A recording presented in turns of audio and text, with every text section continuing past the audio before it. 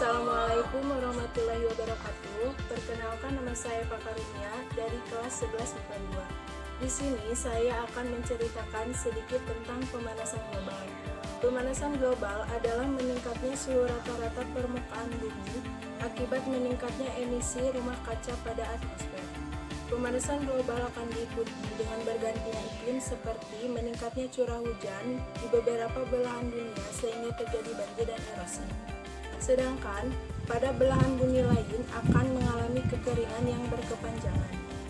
Proses terjadinya pemanasan global diawali dengan cahaya matahari yang mana sebagian dikembalikan ke asalnya, akan tetapi sebagian diserap oleh bumi. Sedangkan pengembalian ini dalam bentuk radiasi inframerah yang akan dilewatkan atmosfer. Akan tetapi sebagian banyak radiasi ini di atmosfer akan menimbulkan lubang ozon. Dengan banyaknya lubang, maka dibandingkan yang dikembalikan, radiasi ini akan diserap kembali oleh bumi sehingga menjadi semakin panas. Pada akhirnya bumi pun memancarkan radiasi inframerah dan diserap kembali oleh karbon dioksida. Karbon dioksida ini sebagian kembali ke angkasa, akan tetapi sebagiannya kembali lagi ke bumi. Yang disebut pemanasan globalnya adalah karbon dioksida yang kembali ke bumi tersebut. Ada juga penyebab pemanasan global. 1. Bertambahnya gas-gas rumah kaca di atmosfer yang menyebabkan terjadinya efek rumah kaca secara global.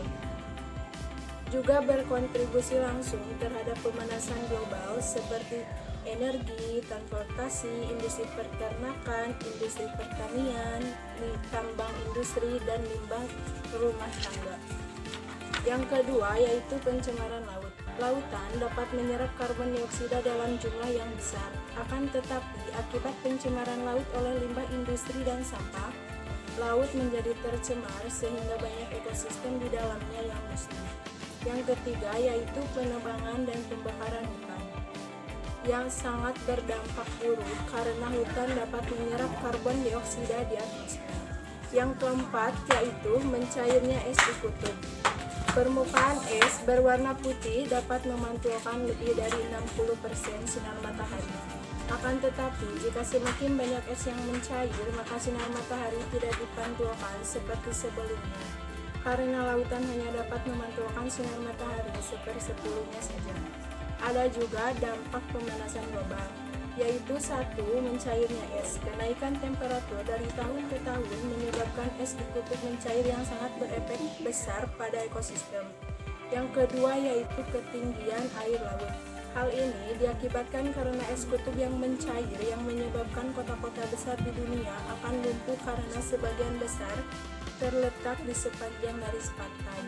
Yang ketiga yaitu meningkatnya temperatur secara konstan. Yang keempat, musim kemarau akan lebih panjang. Yang kelima yaitu laut menjadi semakin hangat. Yang keenam, permafrost mencair.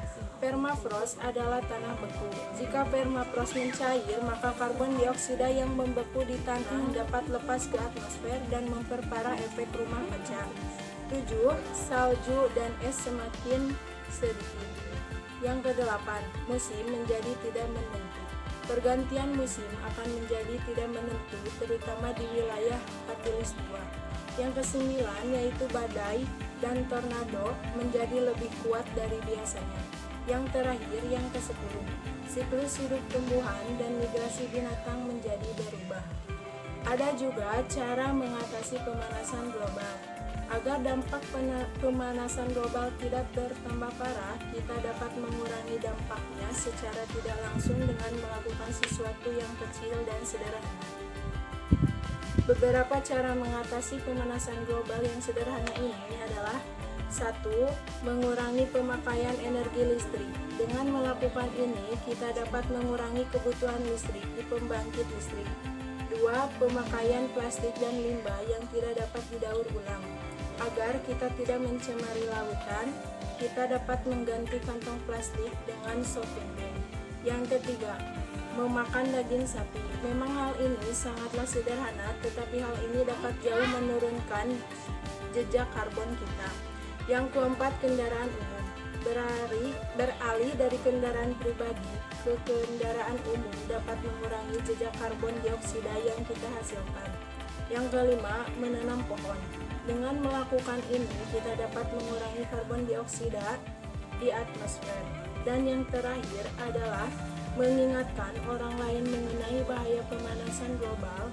Hal ini harus dilakukan karena masih banyak orang yang tidak sadar akan bahayanya pemanasan global. Sekian dari saya yang dapat saya sampaikan. Mohon maaf apabila ada kesalahan. Wassalamualaikum warahmatullahi wabarakatuh.